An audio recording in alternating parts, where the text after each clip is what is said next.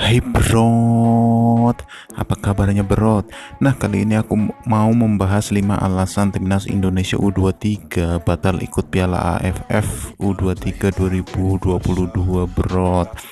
Nah, menurut Sekjen PSSI Yunus Nusi mengatakan timnas Indonesia tak bisa mementas di Piala AFF U23 karena situasi yang di luar kendali Brot.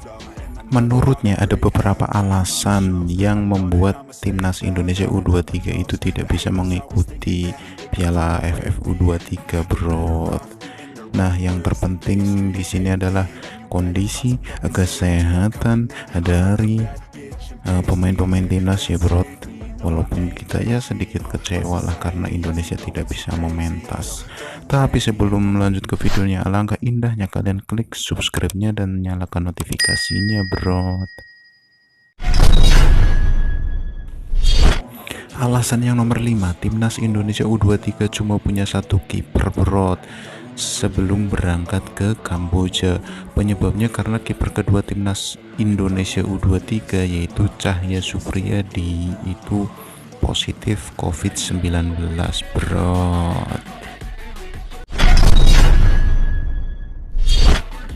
Alasan yang keempat itu karena ada 7 pemain timnas Indonesia yang positif COVID-19 bro.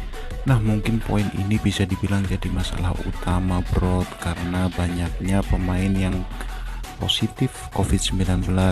Mereka adalah Ronaldo Kuateh, Muhammad Ferrari, Brevatari, Taufik Hidayat, Irfan Jauhari, Ahmad Fiko, dan Cahya Supriyadi Brot.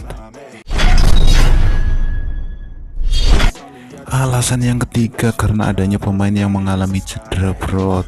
Tak hanya COVID-19, sejumlah pemain juga mengalami cedera ya. Sebut saja seperti Ramai Rumakik, Gunan Sarmandoen, dan Muhammad Iqbal Bro. Alasan yang kedua karena ada 4 pemain yang berpotensi positif COVID-19 Bro.